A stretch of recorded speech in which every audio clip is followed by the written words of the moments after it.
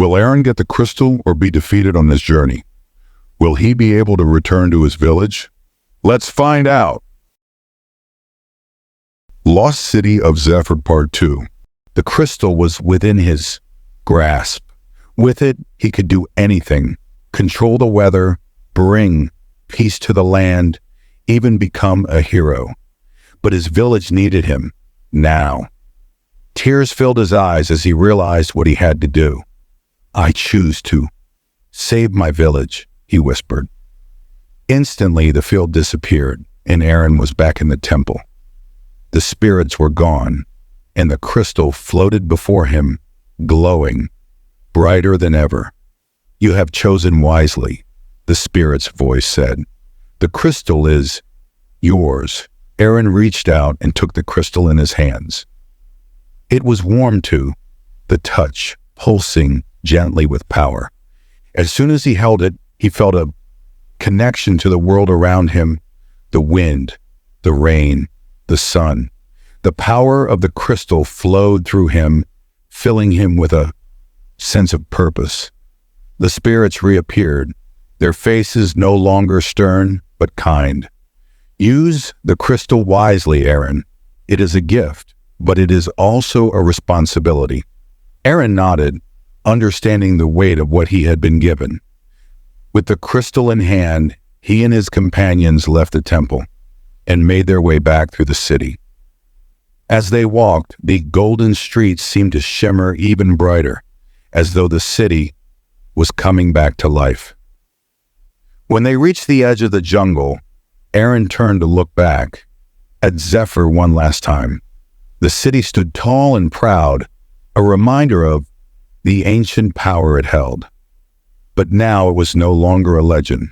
It was a part of him. The journey back to the village was long, but Arin felt lighter with every step. The crystal's power seemed to guide them, protecting them from the dangers of the jungle. And when they finally emerged from the trees, the village came into view, peaceful and safe. The villagers greeted them with astonishment, their eyes wide as they took in the sight of the glowing crystal. Arin's grandfather stepped forward, tears in his eyes. You found it, he whispered. You really found it. Arin smiled and held the crystal high. I found it, he said, but it's not mine. It belongs to all of us. The news of Arin's discovery spread quickly, and soon people from neighboring villages came to hear the story of the boy who had found the lost city of Zephyr. But Arin didn't care about fame or glory. He had found something far more important, the strength within himself to make the right choices. With the power of the crystal, Arin helped his village in ways they had never imagined. During droughts, he brought rain. In storms, he called for sunshine. But he never used the crystal for selfish reasons, always remembering the lessons he had learned in Zephyr. As time passed, Arin became a legend in his own right, just like the stories his grandfather had told him as a child. But he knew that the real adventure was not in finding the crystal, but in learning how to use it wisely. And so, the story of the lost city of Zephyr and the boy who found it lived on, passed down from generation to generation. A reminder that true power comes not from what you hold in your hands, but from the choices you make in your heart. Months passed since Arin's discovery of Zephyr and its magical crystal. Life in the village was peaceful, and the crystal continued to help the people by controlling the weather. However, despite all the good that had come from it, Arin couldn't stop thinking about Zephyr. He felt that the city still had more secrets, and something deep inside him told him that his journey wasn't over yet. One quiet evening, as Arin sat by the fire with his grandfather, he shared his thoughts. Grandfather, do you think Zephyr still holds more mysteries? Arin asked, staring into the flames. His grandfather smiled gently. Zephyr is an ancient city full of wonder and magic. What you discovered is only a small part of its power. There may be more that even the old stories didn't tell. Arin's heart raced. I need to go back, he said firmly. There's something calling me, something unfinished. His grandfather looked at him with a mixture of pride and concern. If that's what you feel in your heart, then you must follow it. But remember, Zephyr is a place of great power. Be careful, Arin. The next morning, Arin gathered supplies and once again set out into the jungle. This time he knew the way. The jungle, though still, wild and full of life, felt more familiar to him. The birds and animals seemed to watch him as he passed, almost as if they knew who he was and why he was there. When Arin reached the shimmering waterfall and stepped through the illusion, Zephyr appeared before him just as magnificent as the first time. The golden towers sparkled under the sunlight, and the streets seemed to hum with energy. But this time Arin noticed something different. The city felt more alive, as if it had been waiting for his return. As he walked through the streets, he felt a strange pull, leading him deeper into the heart of the city. Arin followed, trusting his instincts. Soon he found himself standing in front of a large, ancient door made of stone, covered in strange symbols that glowed faintly. Without hesitation, Arin pushed the door open and stepped inside. Inside the stone chamber, the air was cool and still. The walls were lined with glowing crystals, casting a soft light over the room. At the center stood a large pedestal, and upon it a statue of a tall figure with wings made of stone. The figure's eyes seemed to glow, as if watching him. As Arin approached the pedestal, the statue's eyes brightened, and suddenly the figure moved. It was not just a statue, it was alive. I am the guardian of Zephyr, the figure spoke in a deep, powerful voice. You have returned, young one. Why do you seek the city? Again? Arin was startled, but quickly gathered his courage. I found the crystal, but I feel that Zephyr holds more than what I have already discovered. There is something here that I need to understand. The guardian looked down at him, its stone wings spreading slightly. You are right, the crystal was only the beginning. Zephyr is more than just a city of gold and magic. It is a place of balance, where great power can be used for good or ill. You have proven yourself worthy by using the crystal wisely. But there is one final test you must face. Arin listened carefully, feeling the weight of the guardian's words. What is the test? He asked. The guardian's eyes glowed brighter. To truly understand Zephyr, you must journey into the deepest part of the city. There lies the heart of Zephyr, a source of pure energy. But be warned, it is protected by ancient magic and challenges that will test your mind and spirit. Only those who are pure of heart can reach it. Arin nodded, his determination growing stronger. I will take the test. I need to know the full truth of Zephyr. The guardian stepped aside, revealing a narrow path that led deeper into the chamber. Then go, and may the spirits of Zephyr guide you.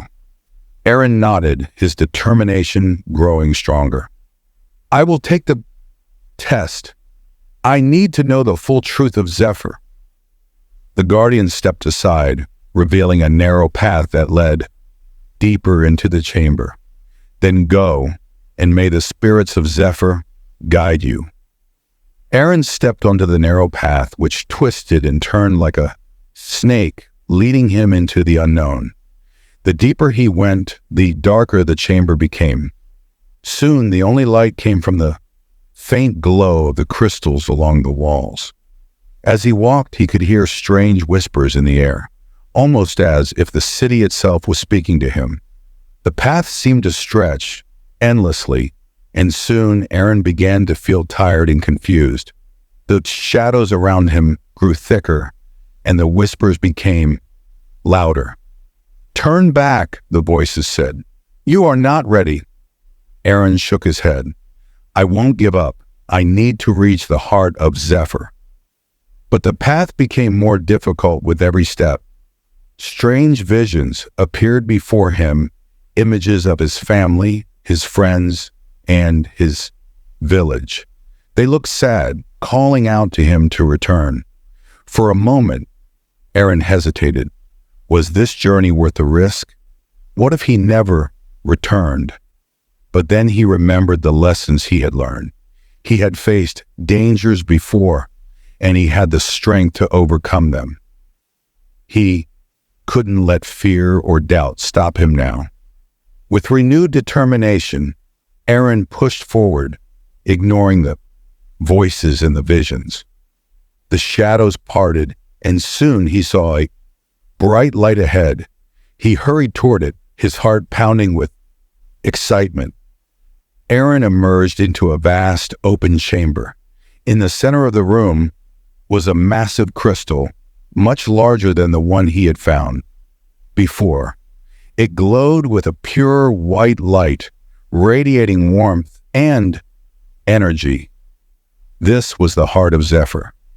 As Arin approached, he felt a powerful surge of energy flow through him.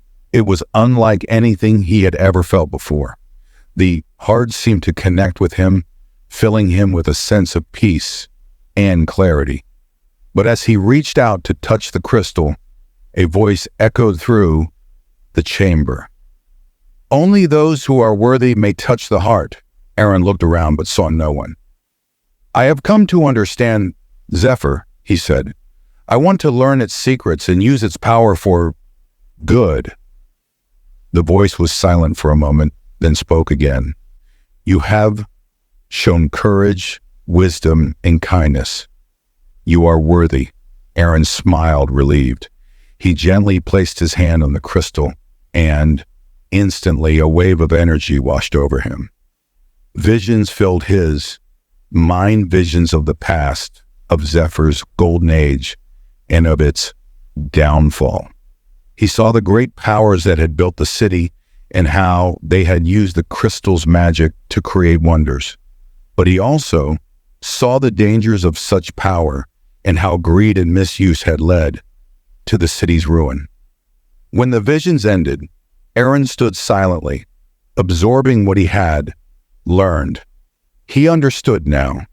The heart of Zephyr was not just a source of power. It was a reminder of the responsibility that came with it.